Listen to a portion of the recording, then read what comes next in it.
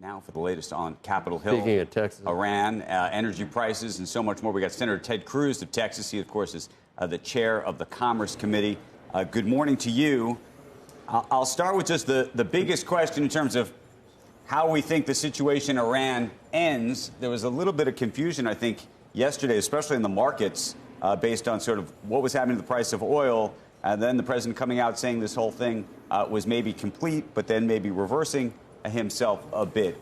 Where do you think things stand?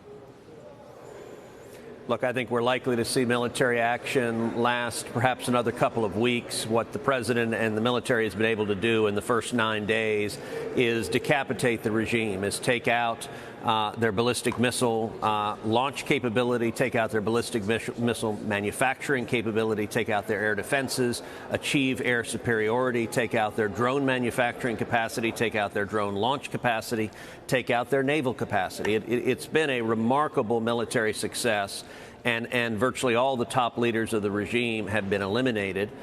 The transition, I believe, is going to be moving Iran from a nation that is headed by a government that is radical Islamist and chants death to America and actively devotes millions of dollars to terrorism and trying to kill Americans. That is no longer acceptable. And so President Trump has acted, I think, boldly to prevent that. And I think we will see a new regime in Iran, and a regime that is not focused on murdering Americans. And that transition, as I said, I think happens in the next few weeks. Politically, here in the United States, you know, you can see the reaction of the markets when the view is that oil prices and there could be a supply problem. And you could feel it yesterday. You know, the president, I imagine, and you may say, you know, we need to be patient. But do you believe the American people ultimately are going to be patient, especially in a midterm election year right now? Well, I don't think there's any possibility that this becomes a long, protracted military engagement. You're not going to see hundreds of thousands of boots on the ground. You're not going to see us there months and then years. Iran is not Iraq. They are very, very different. I think the Iraq war was a mistake. I would not support a major and extended invasion in Iran. This is very different. These are targeted but very consequential strikes to take out a very direct threat. Iran, over the last 40 years, has murdered nearly 1,000 Americans. They have been the leading state sponsor of terrorism for 47 years. Hamas gets 90% of its funding from Iran. Hezbollah does too. The Houthis do too. Twice, the Ayatollah has hired hitmen and sent them to try to murder President Trump. And so I think President Trump made a very reasonable decision that he was going to act as commander-in-chief to stop this threat to America. In terms of the oil prices, we've seen a temporary spike. I don't think it will be extended. Naturally, when you have military conflict in the Middle East, that predictably has an impact on oil prices. But I think over the long term, this will put downward pressure on oil prices. Having Iran led by a government that is not a terrorist organization at war with America will result in greater global supply. That'll benefit American consumers over time. Senator, is it feasible to take over the Strait of Hormuz when you've heard the president, you know, put forth that idea? And a lot of people wonder if it's even possible. A lot easier to disrupt it than it is like to keep it open militarily. Is that a serious idea? And is it possible to do that, do you think? Well, I have not heard a specific military briefing on the feasibility of doing so.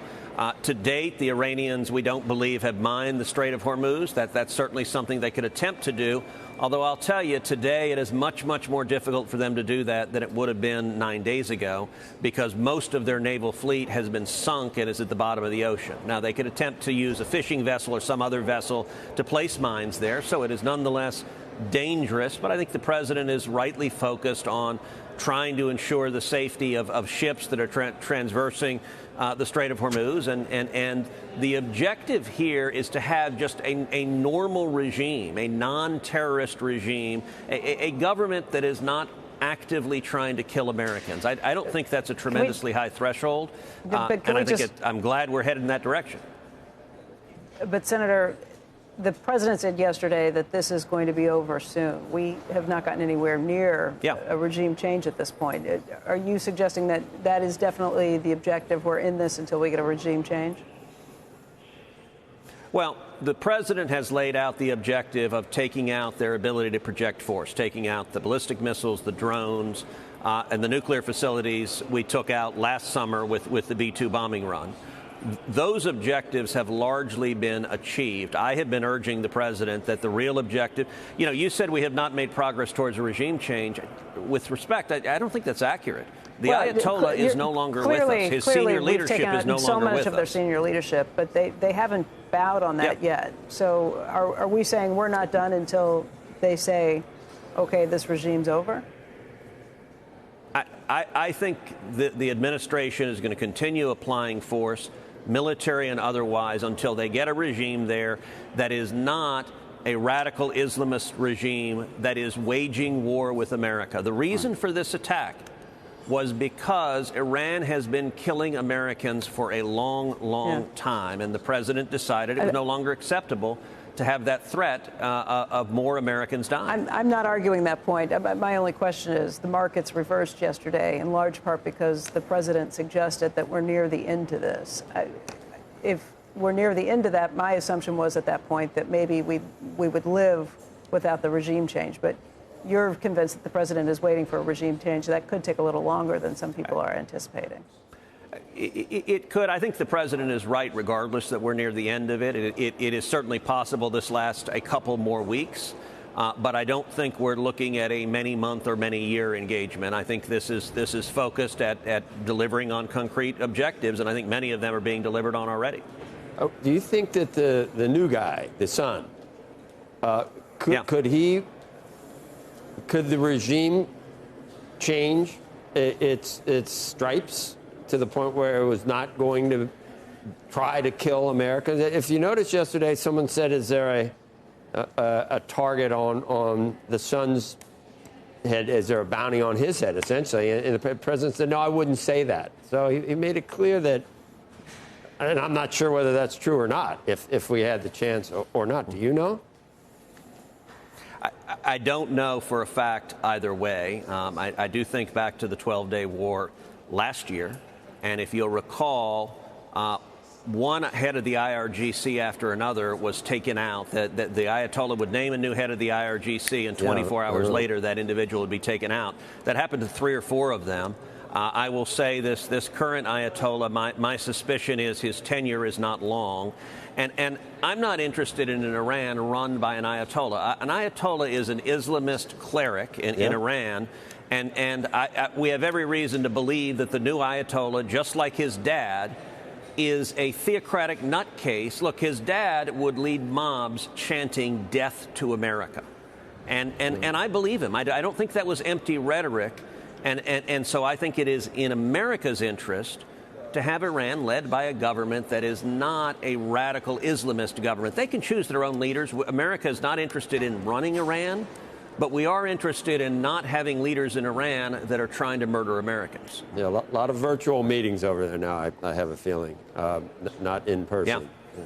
Hey, Senator, while we have you here, the other big news that we've been tracking all morning in the business world is the possibility of an executive order by the President of the United States to prevent all of the government from doing business with Anthropic, which, of course, runs the Claude large language model.